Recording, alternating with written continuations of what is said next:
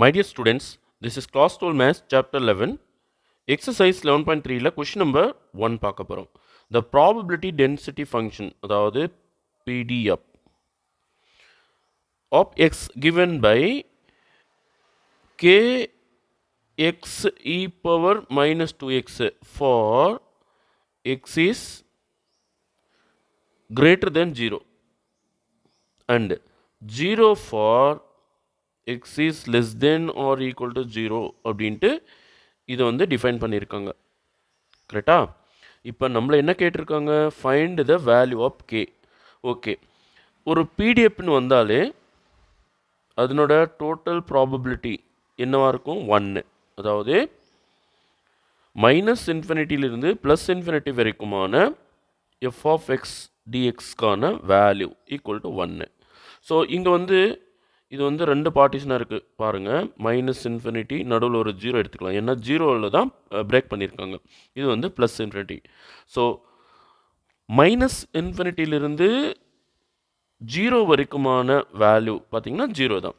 அப்புறம் 0லேருந்து plus infinity வரைக்குமான ஃபங்க்ஷன் வேல்யூ என்னன்னு பார்த்தீங்கன்னா ஃபங்க்ஷனை கொடுத்துருக்காங்க, அதாவது kx e power minus 2x. ஓகேவா?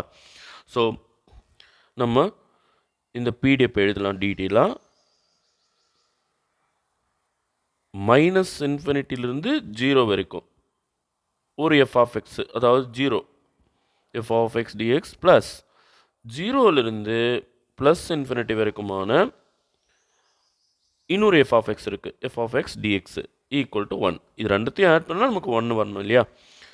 தென் இதுக்கு பார்த்தீங்கன்னா 0 தான், ஃபங்க்ஷன் வேல்யூவே 0 தான். அப்போ 0 டிஎக்ஸ் வந்து 0 தான்.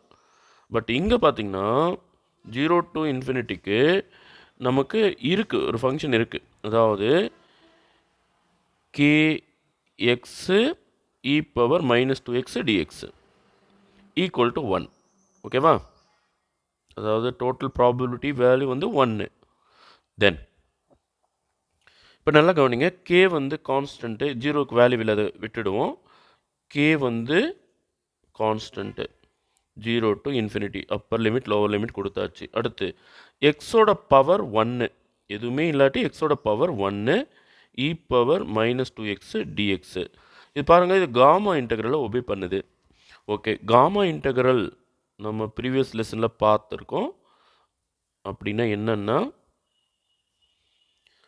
எப்போவுமே 0 டு இன்ஃபினிட்டி லோவர் லிமிட் 0வும் அப்பர் லிமிட் இன்ஃபினிட்டியும் வரும்போது இந்த மாடலில், அதாவது X power N e power minus a x d x இந்த மாடலில் ஒரு இன்டெக்ரல் வந்ததுன்னா அதனோட வேல்யூ n ஃபேக்டோரியல், அதாவது எக்ஸுக்கு பவர் என்ன இருக்கோ அதுதான் n.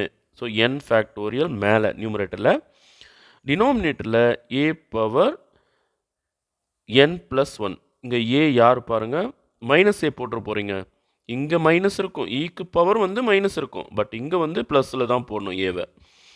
ஏ பவர் மறுபடியும் எக்ஸோட பவர் n ப்ளஸ் 1. இதுதான் காமா இன்டெக்ரல். ஓகேவா? ஸோ காமா இன்டெக்ரல் இங்கே யூஸ் பண்ண போகிறோம், ஈக்குவல் டு 1. இப்போ நல்லா கவனிங்க, கே வெளியே இருக்குது, உள்ளே பார்த்தீங்கன்னா எக்ஸ் பவர் n, அதாவது எக்ஸ் பவர் வந்து 1, அதாவது n வந்து 1, அப்போ 1 ஃபேக்டோரியல் பை ஏ யார் பாருங்கள் 2. ஸோ 2 பவர் n ப்ளஸ் 1க்கு பதிலாக 1 plus 1 equal to 1. Okay, so அடுத்த ஸ்டெப்பில் கே அப்படியே இருக்கட்டும். 1 ஃபேக்டோரியல் வந்து 1 தான். 2 பவர் 1 ப்ளஸ் 1 என்ன வரும்? 2 பவர் 2. ஸோ 2 பவர் 2ன்றது 4 ஈக்குவல் டு 1. சரி, இந்த 4 மட்டும் அந்த சைடு கொண்டு போயிட்டோம்னா கே ஈக்குவல் டு, அதாவது கே இன்ட்டு 1 கே தான், இந்த சைடு 1 இன்ட்டு 4 வந்து 4 வந்துடும். ஸோ கே ஈக்குவல் டு 4 தான் இந்த கொஷனுக்கான ஆன்சர். Okay, thank you students.